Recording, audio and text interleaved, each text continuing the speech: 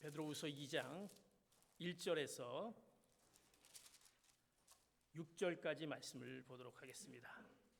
우리말 성경 283면 정도가 되겠습니다. 2장 1절부터 6절까지 제가 한 절, 여러분 한 절 같이 교독하도록 하겠습니다. 제가 1절 봅니다. 그러나 백성 가운데 거짓 예언자들이 일어난 것 같이 여러분 가운데서도 거짓 선생들이 나타날 것입니다. 그들은 파멸로 인도할 이단을 슬그머니 끌어들이고 자기들을 값주고 사신 주를 부인함으로 임박한 멸망을 자초합니다. 많은 사람이 그들의 방탕한 길을 따를 것입니다. 그래서 그들 때문에 진리의 도가 호독을 또한 그들은 탐욕으로 인해 꾸며낸 말로써 여러분을 이용하려 할 것입니다. 그들이 받을 심판은 예적부터 지체된 적이 없으며 그들의 멸망은 잠자고 있지 않습니다.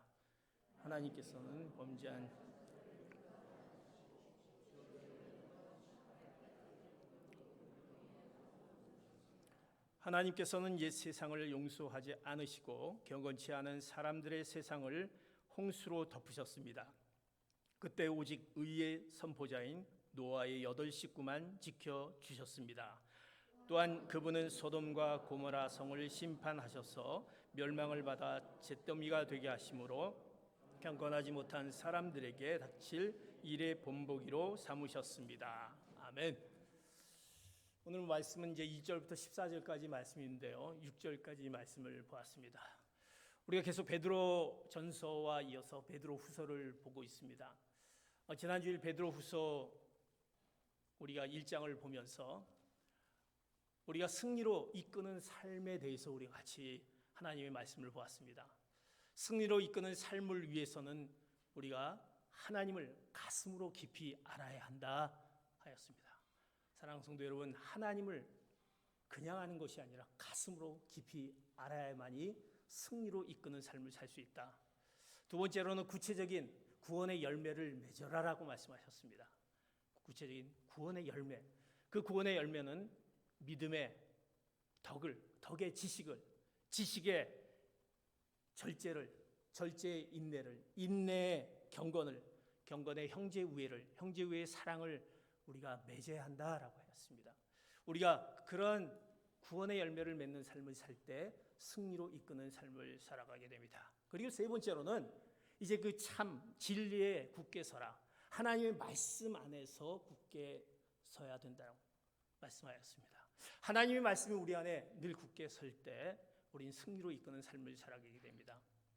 오늘 베드로후서 2장 이제 1절부터 말씀을 보면 우리가 분명히 베드로전서 후서 1장을 통해서 하나님의 말씀 안에 또 진리에 굳게 서야 되는데 그 하나님 안에 굳게 서기 위해서 하나님 안에 굳게 서려고 하는데 우리를 굳게 서지 못하게 하는 부분들이 있다라는 것입니다. 그것이 우리의 거짓 가르침입니다.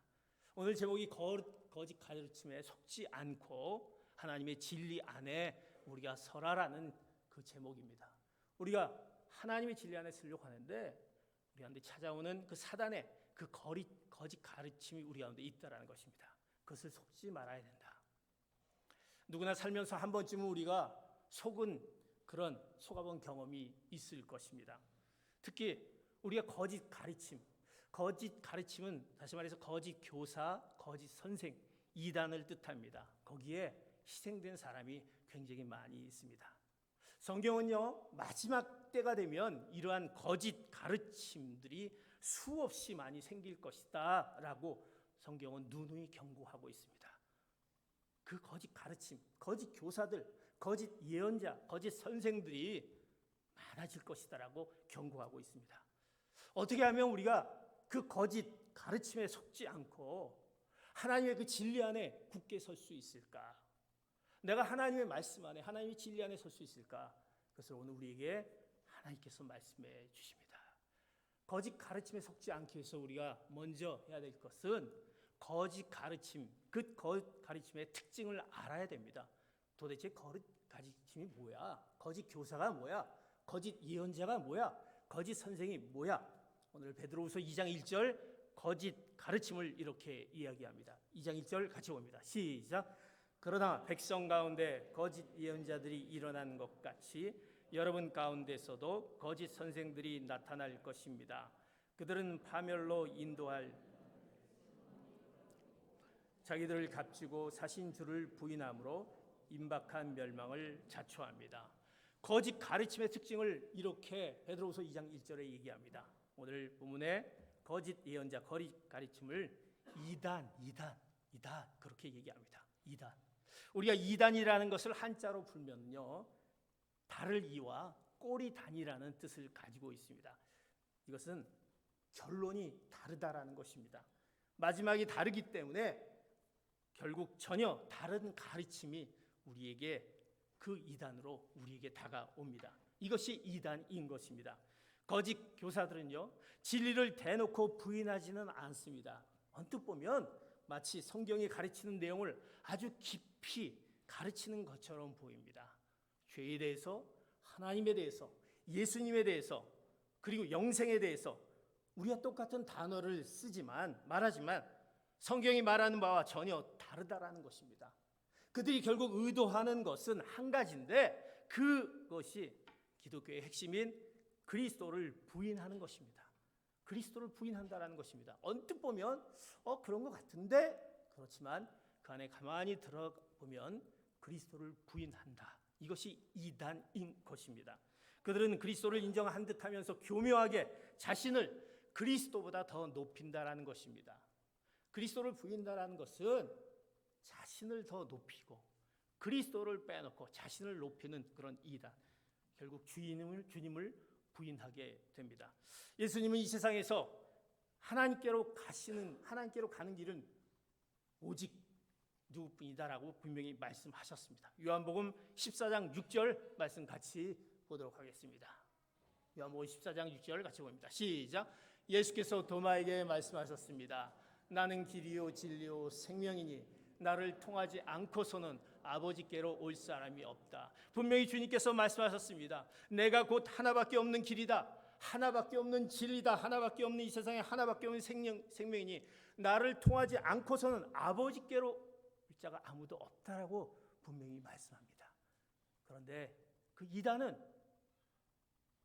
예수 그리스도를 부인하기에 예수 그리스도를 부인하며 자기를 높여드리는 것입니다. 얼핏 보면요, 그 이단을 보면 문제가 없이 보이는 것처럼 보입니다.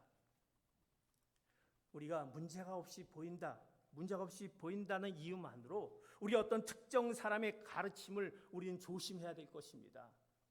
그들의 가르침을 우리에게 수용하지 말아야 될 것입니다. 신비적이고 마음에 끌리며 굉장한 영성이 있어 보여도 우리가 함부로 따라가지 말아야 합니다. 우린 적어도 그 이단 앞에 적어도 우리가 시간을 두고 그들이 가르치는 내용과 결론을 성경의 가르침과 비교해서 잘 판단해야 하는 것입니다. 그들이 가지신 것이 정말 하나님의 말씀에 의거해서 그 말씀의 뜻을 두고 있는지 우리는 보아야 합니다. 그러기 위해서는 우리는 그 이단을 거부하기 위해서는 하나님의 말씀을 알아야 합니다. 우리가 왜 하나님의 말씀을 여러분들이 매일매일 묵상하고 그 말씀 가운데 깊이 들어가야 되느냐? 우리가 오는 그 거짓 가르침이 우리 가운데 늘 다가오기 때문인 것입니다. 그러기에 우리는 하나님의 말씀을 알아야 되고 말씀을 공부해야 합니다. 만일 조금이라도 성경의 가르침에 상반되는 그런 것이 있다라고 한다면 우리는 무조건 돌아서서 도망해야 된다는 것입니다. 왜? 그 이단은 예수 그리스도를 부인하는 그것은 사단의 역사이기 때문에 우리가 그 사단과의 싸움에서 이길 수 없습니다. 그러기에 우리는 피하고 도망해야 된다는 것입니다. 하나님의 말씀에 늘 우리가 갖고 있어야 된다는 것입니다. 하나님의 말씀이 우리 중심에 있을 때 우리는 가르침에 속지 않게 되는 것입니다. 거짓 가르침의 특징은 바로 이단인 것입니다. 이단 즉 예수 그리스도를 부인한다는 것. 두 번째 거짓 가르침의 특징을 이렇게 얘기합니다. 베드로후서 2장 2절의 말씀 같이 봅니다. 시작. 많은 사람이 그들의 방탕한 길을 따를 것입니다. 그래서 그들 때문에 진리의 도가 모독을 당하게 될 것입니다. 거짓 가르침의 특징은 두 번째로 오늘 본문은 얘기합니다. 바로 방탕한 길을 따를 것이다. 다시 말해서 도덕적인 타락을 의미합니다. 이것을 개역개정으로 보면 방탕한 길은 호색하는 길이다라고 이야기합니다. 방탕과 호색하는 것은 도덕적 타락을 의미합니다. 성경에 보면요, 소돔과 고모라의 죄악을 바로 호색으로 표현합니다. 소돔과 고모라가 아주 호색한 방탕의 그 소돔과 고모라, 그 죄를 이야기합니다. 그들의 죄가 성적으로나 도덕적으로나 철저히 타락했다라는 것입니다. 그래서 우리는요, 그들의 행위로 그들의 가르침을 판단해야 됩니다. 그들의 삶의 행위를 자세히 들여다보고 판단해야 된다는 것입니다. 그들의 도덕적인 타락, 그들의 삶의 행위가 어떤가라는 것을 봐야 됩니다. 그러기에 우리는 시간이 필요합니다. 누군가 우리에게 멘토나 영적 지도자로 삼으려고 한다면, 그 사람을 지도자로 삼으려고 한다면 그들의 삶을 자세히 살펴보아야 합니다. 그들의 행위를 보아야 됩니다. 그들이 정말 도덕적인 그런 어떤 삶을 살고 있는지, 부도덕적인 그런 삶의 행위를 하고 있는지 보아야 한다는 것입니다. 그 속에는요, 그리스도를 드러내는지, 그들의 삶 가운데 그리스도를 드러내는지, 아니면 마치 그리스도를 이용해서 자신을 드러내는지 살펴보아야 한다는 것입니다. 아주 교묘하게 그들의 삶 가운데 그리스도는 안 계시고 자신이 드러나는 그런 도덕적인 그런 그들의 부도덕적인 삶을, 그들의 행위를 보게 되는 것입니다. 그것이 바로 거짓 가르침, 거짓 예언자, 거짓 선생인 것입니다. 오늘날 우리 모든 교회들, 문제 있는 교회들을 가만히 들여다보면 그리스도의 이름을 사용하지만 결국 자신의 권위를 그리스도보다 더 높여서 사람들의 영혼을 붙잡는 사람들을 보게 됩니다. 그들은 바로 거짓 교사인 것입니다. 그래서 수많은 어떤 기독교 단체나 또 기도원들, 교회 문제가 있는 기도원들을 보면 사람들이 영혼을 꽁꽁 매어 자신이 아니면 어떤 결정도 내릴 수 없도록 영적으로 결박하는 그런 경우가 있다는 것입니다. 그들의 삶이 아주 부도덕적인 그런 삶이기 때문에 마치 그리스도를 내세우는 듯하지만 그러나 자신을 드러내면서 내 말 아니면 따르지 말라라는 그들 가운데 그 모습을 보게 됩니다. 근데 그들은요, 카리스마가 있습니다. 그들은 대단한 능력을 나타내 보입니다. 그러나 카리스마가 있고 대단한 능력이 있어도 삶의 은혜가 없고 율법에 얽매이기만 한다면 그는 거짓 교사일 가능성이 있다는 것입니다. 그리스도보다 자신의 영성을 은근히 더 앞세우는 나면 그것은 거짓 교사일 가능성이 높기 때문에 우리는 분별해야 하는 것입니다. 그 거짓 가르침에 속지 말아야 하는 것입니다. 사랑하는 성도 여러분, 우리의 그 도덕적인 그 타락, 이것이 바로 거짓 교사들, 거짓 선생들의 모습인 것입니다. 오늘 성경은 이제 거짓 가르침에 속지 말라는 세 번째 특징을 이야기합니다. 베드로후서 2장 3절의 말씀 같이 봅니다. 시작. 또한 그들은 탐욕으로 인해 꾸며낸 말로써 여러분을 이용하려 할 것입니다. 그들이 받을 심판은 옛적부터 지체된 적이 없으며 그들의 멸망은 잠자고 있지 않습니다. 거짓 가르침의 특징 세 번째입니다. 거짓 가르침의 특징 세 번째는 탐심인 것입니다. 그 이기적인 탐욕과 탐심. 그들은요, 언제나 돈과 음란과 권력을 탐합니다. 거짓된 언어를 통해서 오늘 본문에 있는 대로 말로써 여러분을 이용하려 할 것이다. 말로써 여러분을 이용하려 할 것이다. 거짓된 언어를 동원해 탐욕을 채우기 시작합니다. 그들은요, 성도들을 목양의 대상이 아니라 이익의 대상으로 본다라는 것입니다. 진리의 복음을 전하는 것이 아니라 물질적 이익을 위해 지어낸 말들로 가르치기 시작합니다. 말과 행동이 내 소유나 명예를 높이고 집중되며 자신의 이익과 탐욕을 향합니다. 그 얼마나 탐욕스러운 가운데 있는 그것이 바로 거짓 가르침, 거짓 예언자, 거짓 선생인 것입니다. 사실 거짓 가르침, 거짓 교사, 거짓 선생은 어느 순간에 그들이 탐욕에 이끌려서 시작이 되는 것입니다.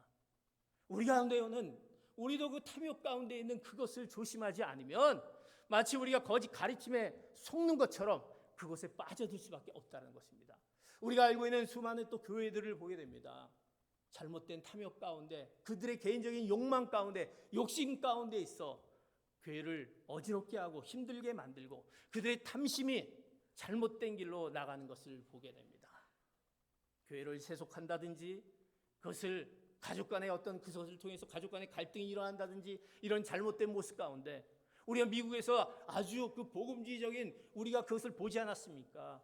우리가 수정교회를 보면서 어떻게 그 어마어마한 수정교회가 하루아침에 이렇게 무너질 수 있느냐.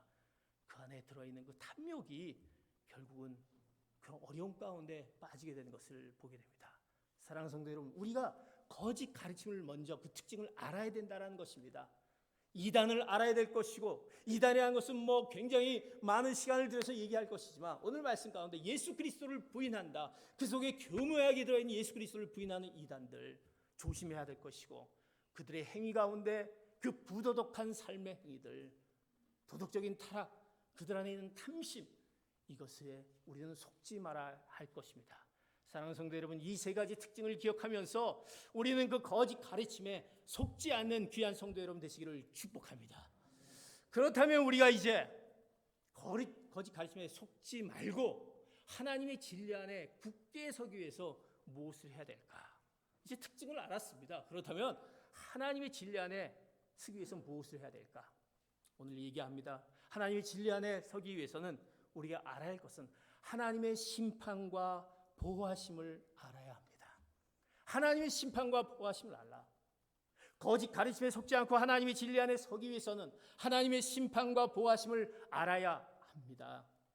우리는요, 처음 성경을 읽으면서 아마 이런 질문을 하게 될 것입니다.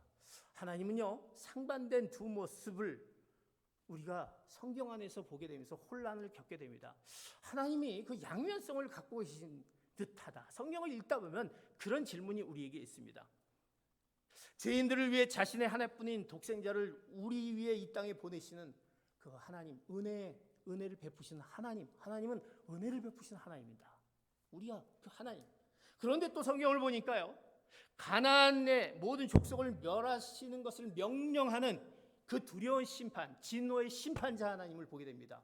은혜의 하나님이지만 심판하시는 하나님을 보게 됩니다. 그러면서 우리는 혼란을 겪으면서 하나님은 어떤 하나님이시? 라고 우리가 합니다. 하나님이 분노와 멸망의 근원자이신가? 아니면 영원한 복의 원천자이신가? 도대체 하나님의 참모습이 뭘까라는 우리가 질문을 던지게 됩니다. 그러나 이 질문에 대한 대답은요, 하나님이 어떤 분이신가라는 물음이 아니라 대상이 누구라는 것을 물을 때 우리가 하나님이 어떤 분을 찾을 수 있다는 것입니다. 우리가 하나님은 어떤 분인가라고 우리가 질문을 하지만 그 하나님에 대한 물음보다는 그 하나님과의 그 관계를 맺는 대상, 우리 자신들을 물을 때 하나님이 어떤 분을 찾을 수 있다는 것입니다. 그것이 이제 오늘 성경에 이렇게 이제 설명되어 있습니다. 일단 우리가 하나님은 어떤 하나님이십니까? 하나님은 결코 변치하시는 하나님입니다. 구약의 하나님이시지만 그대로 신약의 하나님이십니다. 우리가 잘 알고 있는 대로 성경에 인류를 홍수로 다 쓸어버리시는 엄격한 하나님이십니다. 가나안을 다 멸하시지만 하나님이 우리를 위해 십자가에 죽으신 바로 그 하나님이십니다. 변치 않은 하나님, 변하지 않은 하나님. 더 나아가서 하나님은 공의로우신 하나님이십니다. 그러기에 악을 징벌하십니다. 자비롭고 은혜로우시지만 하나님을 믿는 자들을 용서하고 복을 주시지만 하나님은 그 공정하게 죄를 심판하시고 주님의 죽음을 바탕으로 공정하게 죄인들을 용서하신 하나님. 그래서 하나님은 늘 동일하신 하나님이다라는 것을 우리 알게 됩니다. 그런데 문제는 그 대상, 바로 우리 자신을 봐야 될 것입니다. 하나님이 어떤 하나님입니까라는 것을 질문하기 전에 그 대상, 우리는 어떤 사람인가라는 것을 한번 물을 때 하나님이 어떤 하나님인가를 명확하게 알게 됩니다. 오늘요, 이 베드로후서는 베드로는 그 가르침, 먼저 거짓 가르침을 다루면서 하나님의 양면성에 대해서 세 가지 사건의 예를 들어서 이제 오늘 말씀해 줍니다. 그 세 가지 사건이 있는데 먼저 세 가지 사건에 두 가지 사건이 있습니다. 그 사건은 타락한 천사와 노아의 홍수 사건입니다. 우리가 잘 알고 있는 타락한 천사와 홍수의 사건인데 그 두 사건을 하나로 묶습니다. 하나로 연결해서 이렇게 한 사건으로 이야기합니다. 베드로후서 2장 4절과 5절 말씀 같이 말씀을 보도록 합니다. 시작. 하나님께서는 범죄한 천사들을 용서하지 않으시고 지옥에 던져 심판까지 어두운 구덩이에 가두어 놓으셨습니다. 하나님께서는 옛 세상을 용서하지 않으시고 경건치 않은 사람들의 세상을 홍수로 덮으셨습니다. 그때 오직 의의 선포자인 노아의 8 식구만 지켜주셨습니다. 오늘 이 말씀을 보면 타락한 천사와 홍수의 사건을 같이 묶어서 하나의 사건으로 이제 이야기합니다. 이 사건은요, 창세기 6장에 보면 베드로가 말한 이 본문의 배경에 나타나 있습니다. 하나님께서 이 땅에 살았던 모든 사람들이 그들이 너무나도 죄가 얼마나 가득했는지 하나님이 사람을 내가 지은 것을 한탄하셨습니다. 내가 이런 죄 많은 사람들을 내가 지었나라고 한탄하시면서 이제 홍수로 다 쓸어버리는 사건, 우리가 잘 알고 있는 노아의 홍수 사건 잘 알고 있지 않습니까? 그런데 그 이유는요, 타락한 천사들이 그 배후에 어떤 결정적인 역할을 했다라는 것을 압니다. 그래서 베드로는요, 타락한 이 천사와 노아의 홍수를 나란히 기록하고 있다라는 것입니다. 기록하면서 전 인류를 다 쓸어버리시는 것을 보게 됩니다. 그것을 보면서 아니 어떻게 하나님이 이럴 수가 있을까? 전 인류를 이렇게 다 쓸어버리실 수가 있을까?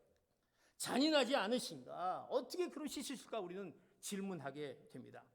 그러나 하나님요, 그 전 인류를 다 쓸어버리는 것이 한순간이 아니었습니다. 하루 아침에 쓸어버리는 것이 아니라 성경에 보면 잘 알고 있는 대로 기다리셨습니다. 몇 년 동안?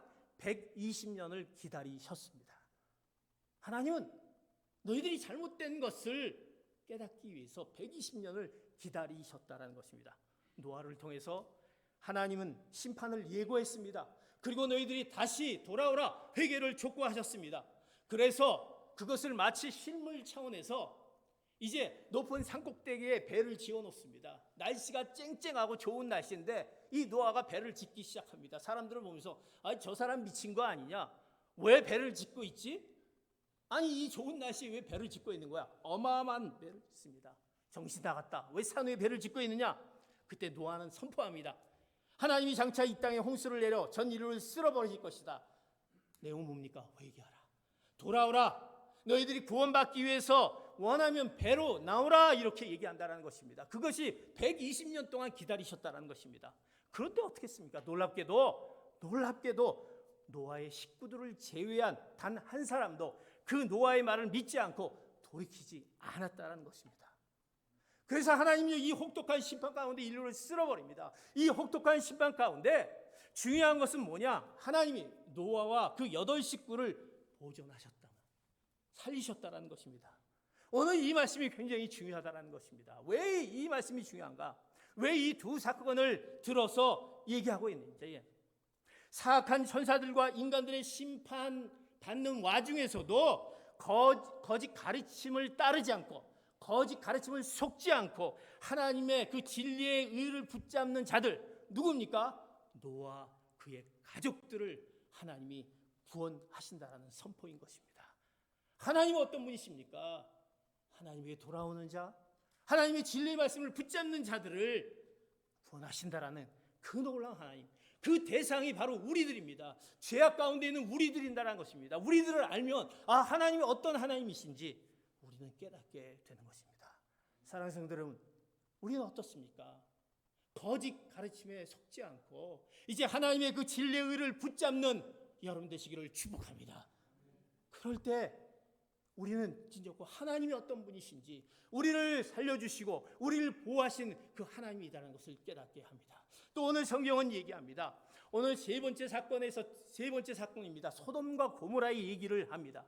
우리가 잘 알고 있는 대로 소돔과 고모라의 심판을 우리가 잘 알고 있지 않습니까? 하나님은요, 소돔과 고모라를 물이 아닌 무엇으로? 유황으로 심판하셨습니다. 즉 도시 전체를 다, 모든 생명체를 다 멸하셨다라는 것입니다. 하나님이 너무 잔인하시다. 하나님이 어떻게 그러실 수 있을까? 우리는 이야기할 수 있습니다. 그런데 창세기 18장에 보면 하나님이 이제 아브라함의 이제 간청을 통해서 그 소돔과 고모라가 얼마나 타락했는지를 이제 보여줍니다. 얼마나 소돔과 고모라가 타락했는지 아브라함이요, 이제 하나님에게 얘기합니다. 하나님, 그 도시에 의인이 50명이 만약에 있다고 한다면 그 의인들도 같이 멸하시겠습니까? 라고 얘기합니다. 아브라함이. 하나님 이럴 수가 있습니까? 라고 얘기합니다. 그때 하나님이 그래, 의인 50명이 있으면 내가 그렇게 하지 않겠다라고 얘기합니다. 그런데 없다라고 하나님이 이야기하십니다. 네, 아브라함이 얘기합니다. 50명이 없으니까 이제 5명 제한 45명만 있으면 하나님이 멸하지 않겠습니까? 라고 얘기합니다. 그러면서 내려가기 시작합니다. 45명, 40명, 30명, 20명, 10명까지 내려갑니다. 근데 계속 내려가지만 그 10명이 소돔과 고모라에 그곳에 있지 않았다라는 것입니다. 네 10명만 있어도 내가 이 소돔과 고모라를 완전히 멸망시키지 않겠는데 이것이 보이지 않는다라는 것입니다. 얼마나 소돔과 고모라의 타락한 모습을 보게 됩니다. 그 타락은 아주 계속적으로 이어집니다. 하나님이 너무나 안타까워서 이제 천사를 그 소돔과 고모라에 보냅니다. 그곳에 보내는데 그곳에 있었던 성경 그대로 젊은이들과 여기 늙은이들이 그 천사를 이제 강간하려 든다라는 것입니다. 그때 이제 롯이 등장하게 됩니다.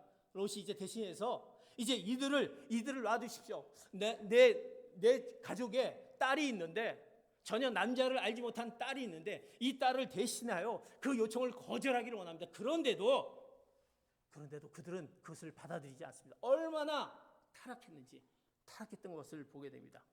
그런데요, 그 도시에는 누가 있었습니까? 바로 롯과 그의 가족이 있었다라는 것입니다. 롯과 가족이 살았습니다.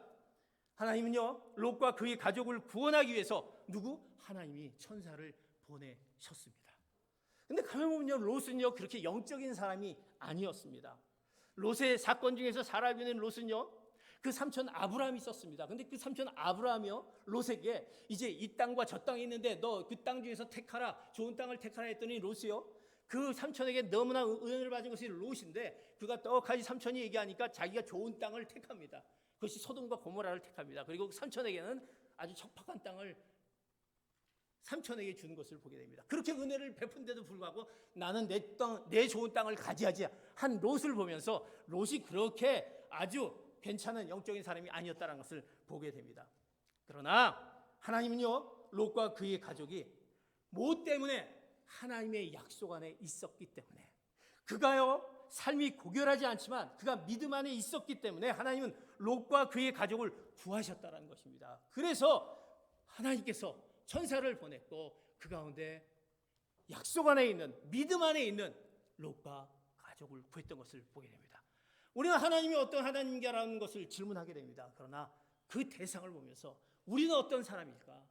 우리가 정말 하나님의 약속을 믿으면서 하나님의 믿음 안에 있는 사람인가? 그렇다면 하나님이 우리를 구원해 주실 것이고 구원 가운데 있을 것이고 하나님의 놀라운 그 약속 안에 우리가 함께함을 오늘 말씀을 통해서 믿으신 여러분 되시기를 축복합니다.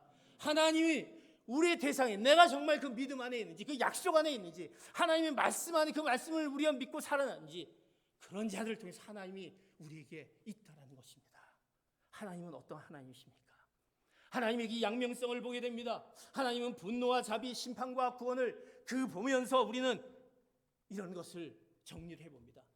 먼저 하나님의 양면성에 근거해서 하나님은 우리를 보호하신다라는 사실, 하나님은 우리를 보호하신다는 사실을 여러분들을 기억하시면 되시기를 축복합니다.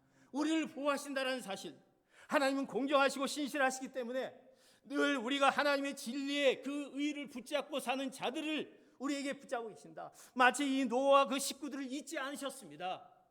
또 어떻습니까? 하나님은요 약속 안에서 믿음 안에 사는 그 롯과 그의 가족들을 구원한 것처럼 우리가 하나님의 늘 보호하심이 그 가운데 있다라는 것을 보게 됩니다. 오늘 그 말씀 가운데 하나님은 어떤 분이신가라는 걸 볼 때 내가 그 하나님을 어떤 분인가라는 질문을 던지면서 나는 거기에 대상이 어떤 자인가? 하나님의 진리의 말씀에 굳게 붙잡고 나가는 자인지, 그 약속 안에서 하나님을 믿으며 내가 살아가는지, 그것을 보면 하나님이 어떤 분이신가라는 것을 우리가 보게 된다는 것입니다. 사랑하는 성도 여러분, 하나님이 우리를 보호하신다라는 것을 신뢰하시는 여러분 되시기를 축복합니다. 두 번째로 우리는 하나님은 어떤, 우리가 기억해야 될 것은 하나님은 모든 믿지 않는 자를 반드시 심판하실 것을 기억하시기 바랍니다. 하나님의 심판이 있다라는 것입니다. 우리의 노아의 홍수 사건과 소돔과 이 고모라의 사건을 통해서 하나님은 반드시 심판하십니다. 하나님 믿는 자들에게 신실한 긍휼을 베푸시듯이 하나님의 영생을 거절하는 죄인들을 반드시 공정하게 심판하십니다. 하나님의 은혜로 베푸시는 용서를 멸시하는 사람들은 죄를 향한 하나님의 공정하고도 엄정한 심판을 결코 피할 수 없다라는 것입니다. 하나님의 심판이 그 가운데 있다라는 것. 그래서 하나님의 심판과 하나님의 보호하심을 우리가 알아야 된다는 것입니다. 사랑하는 성도 여러분, 우리는 노아의 가족처럼 우리를 어떻게 불러주셨습니까? 우리를 믿음으로 불러주시고 그리스도를 믿어서 우리가 의인의 반열에 그 구원에 속하게 하여 주신 하나님의 그 놀라운 은혜를 찬양하신 여러분 되시기를 축복합니다. 하나님이 나를 이렇게 구원해 주셨구나. 내가 그 하나님의 놀라운 구원의 대상이구나. 하나님의 구원과 은혜는 내가 잘나서 구원받은 것이 아닙니다. 내가 뭔가 의롭게 했기 때문에 구원받은 것이 아닙니다. 하나님의 절대적인 하나님의 그 놀라운 은혜와 그 사랑이 우리 가운데 있다라는 것입니다. 우리를 위해 그리스도를 보내주시고 성령 하나님을 보내주셔서 우리를 인도하심으로 논리적으로 이해할 수 없는 그 거룩한 하나님의 복음을 믿게 하시고 우리를 장차 심판에서 구원하신 하나님의 은혜를 우리는 어떻게 해야 될 것이냐? 평생 찬양해야 될 것입니다. 우리가 왜 하나님을 찬양합니까? 그 놀라운 구원과 은혜 가운데 하나님이 있었기에 우리는 찬양하는 것입니다. 우리가 찬양하는 것, 그것이 바로 무엇입니까? 예배인 것입니다. 우리가 왜 이 시간에 하나님 앞에 나와서 예배를 드립니까? 그 놀라운 구원과 은혜를 허락하신 하나님 앞에 찬양을 올려드리는, 내 입술로 하나님을 찬양합니다. 그 놀라운 그 은혜의 찬양이 있을 때, 그 예배가 있을 때, 그 감격이 있을 때 진정한 예배가 하나님께 드려지게 되는 것입니다. 그런 감격 있는 찬양의 예배가 여러분들 있기를 축복합니다. 그러면서 우리는 이런 결단을 하시기 바랍니다. 하나님, 나 같은 자를 어찌 이렇게 구원해 주셨습니다. 내가 구원받을 수 없는 죄인입니다. 이런 죄된 나의 모습을 어떻게 구원해 주셨습니까? 어떻게 논리적으로 설명할 수 없는 하나님의 은혜의 복음을 믿게 하셨습니까? 내가 이것을 논리적으로 설명할 수 없는 그 하나님의 은혜를 어떻게 내가 믿을 수 있겠습니까? 이것을 여러분들이 고백해야 할 것입니다. 그러면서 우리는 해야 될 것은 하나님 감사합니다. 하나님의 은혜를 찬양합니다. 그리고 우리는 결단해야 하는 것입니다. 이제 우리는 남은 삶을, 내 남은 삶을 어떻게 살아야 될 것인지, 하나님의 그 놀라운 빛된 삶, 빛의 자녀로서 삶을 살아가겠습니다. 내가 정직한 삶을 살아가겠습니다. 내가 그 정결한 삶을 살아가겠습니다. 하나님의 뜻을 이뤄가는 삶을 살아가겠습니다. 라는 고백이, 그 은혜를 알고 그 은혜를 찬양하며 하나님이 어떤 분이시며 그 놀라운 은혜 가운데 구원과 은혜를 허락하심을 안다라고 한다면 이 놀라운 고백과 이 놀라운 결단이 여러분의 입술 가운데서 하나님께 올려지는 귀한 성도 여러분 되시기를 축복합니다. 그리고 더 우리가 늦기 전에 해야 될 것이 있습니다. 언젠가 이 땅에 심판하실 하나님을 우리가 생각하며 하나님은 언젠가 우리를 심판하실 것이다라는 그 심판의 하나님을 생각하며 하나님을 믿지 않는 자들을 향한 그들을 향한 우리가 어떻게 해야 될 것인지, 나의 사랑하는 가족들과 나의 사랑하는 친구, 나의 사랑하는 이웃들, 하나님을 모르는 그 자들, 하나님을 알지 못한 그 자들을 향해서 우리가 무엇을 해야 될 것인지, 복음 증거자의 그 사명을 감당해야 될 것이다 라는 것을 여러분의 오늘 말씀을 통해서 하나님 앞에 귀하게 결단한 여러분 되시기를 축복합니다.